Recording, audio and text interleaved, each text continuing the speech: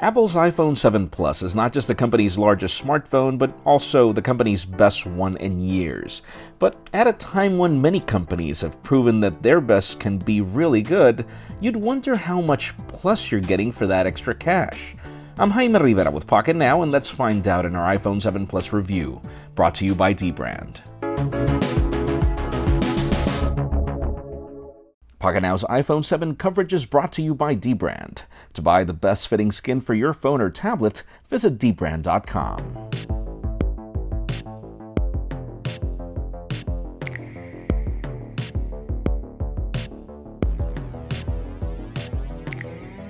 I'd like to call 2016 the year of choice. Today, many phones have great design, fast performance, a great camera, and the concept of dual lenses in cameras isn't really new. Apple is actually late to some of these competitions, something expected as Cupertino is famous for erring on the side of refinement.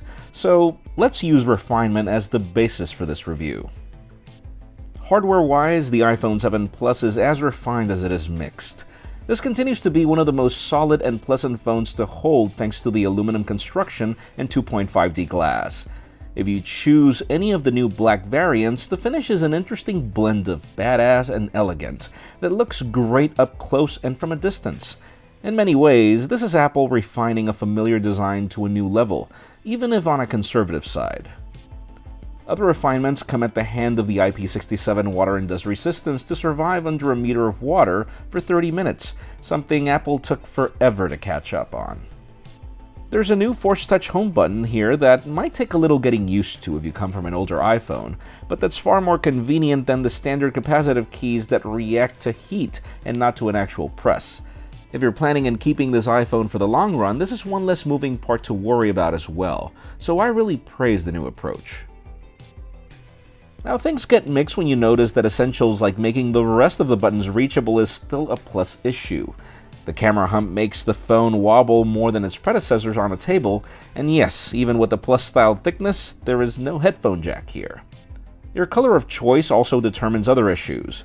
Any color that isn't black is prone to antenna lines, and then the black variants are either prone to fingerprints or easily susceptible to scratches. I'm personally more inclined to this matte black variant, but each of you will have to pick your poison. Still, there are a few new added tricks that make you forget about the design flaws, and that's mainly because they're focused on refining content consumption. The wider color gamut on the new Retina HD display provides punchier color and deeper blacks than before, and these are some of the best stereo speakers that we've tested so far. But not all features matter to all users, so don't let that be the reason for you to buy a product. The experience extends to the ample volume for phone calls through the earpiece, and even through the speakers. Apple's new A10 Fusion processor with 3 gigs of RAM runs the show underneath, with 2 cores providing powerful performance when graphics get intense, and 2 cores for day-to-day efficiency. And given the fact that Apple considers itself more of a software company, that show that's powered by iOS 10 is also what makes the hardware disappear. We have separate videos to detail what iOS 10 can do linked in the description. The ones I've enjoyed the most are actually the little things, like 3D Touch now including widgets to save me the need to dig within applications, or subtle improvements like Raise to Wake to keep up with notifications and then using 3D Touch again to respond to them without the need of, again, digging into the application. The keyboard is now smarter using Siri's machine learning, and since it now supports predictions of 2 languages without the need of switching around, my needs of a clunky third-party keyboard are no longer a case. Speaking of Siri, I like how you can now summon a LIF with it, or tell it to send a WhatsApp to someone, though third-party application support is still rather limited. And above all, my favorite feature is the integration with HomeKit.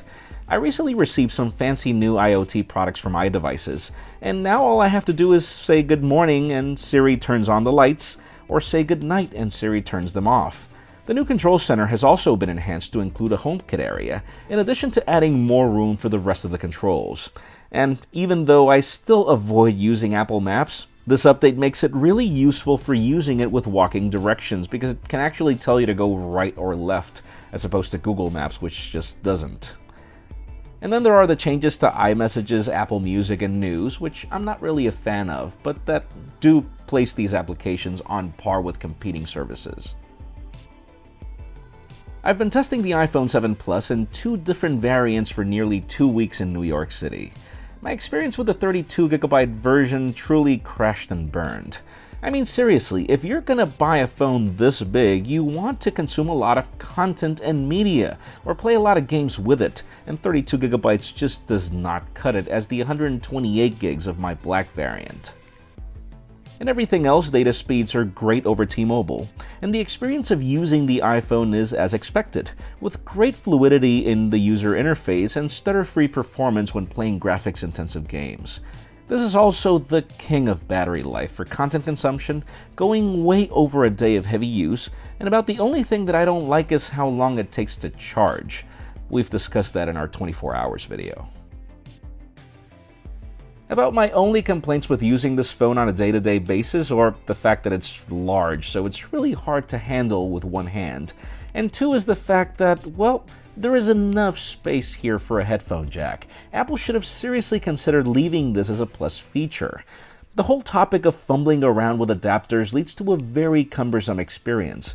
And sure, there are some Bluetooth options, but inline controls for the average Bluetooth headset are really not at a friendly spot for phone calls, so it also leads to another cumbersome experience. Now, one of the major changes that Apple made is with the camera. Apple finally took the plunge to newer specifications like a 12-megapixel sensor with f1.8 aperture and optical image stabilization. But if one camera isn't enough for you, there's a separate 12-megapixel telephoto lens at f2.8 aperture for 2x optical zoom and 10x digital zoom when taking photos. I highly suggest you watch Juan's separate real camera review, linked in the description, as well as we dig deep into what these cameras can do. As for an average consumer, I'm really happy to see that once again I could trust an iPhone with my photos, and that's because we have great color saturation, contrast, and detail. Whether it's during the day or at night, this is truly a great smartphone camera to rely on.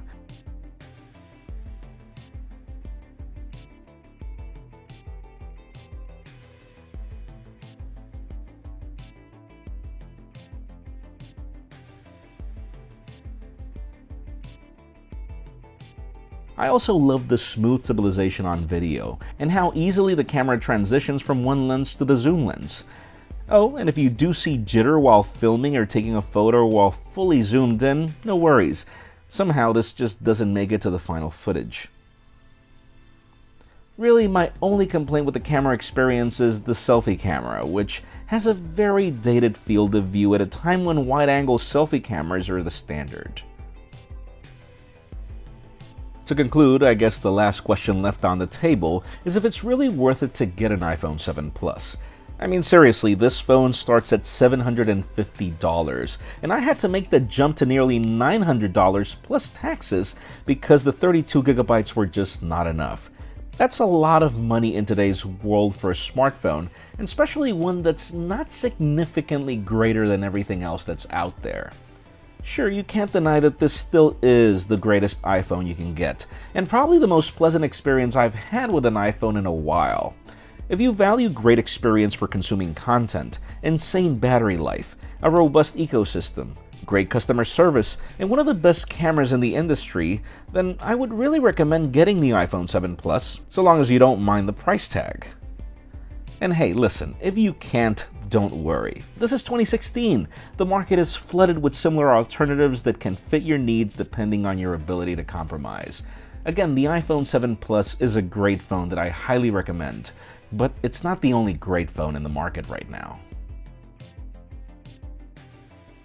Pocketnow's iPhone coverage is brought to you by Dbrand. Check out dbrand.com to customize your iPhone with a real-time preview. Dbrand skins are designed to add grip, texture, and kill those jet black iPhone fingerprints. They ship worldwide, and iPhone skins start at just under $10. If you're interested, links are in the description. Folks, there are more videos of the iPhone 7 Plus, so make sure you follow us on social media and hit that subscribe button down below for more videos like this one. You can also catch our videos on Vessel, vessel.com/pocketnow, and follow me on Twitter, Jaime_Rivera, or on Instagram at Jaime Rivera. Please give this video a thumbs up if you like what you saw. I am Jaime Rivera. Thank you very much for watching. We'll see you on the next one.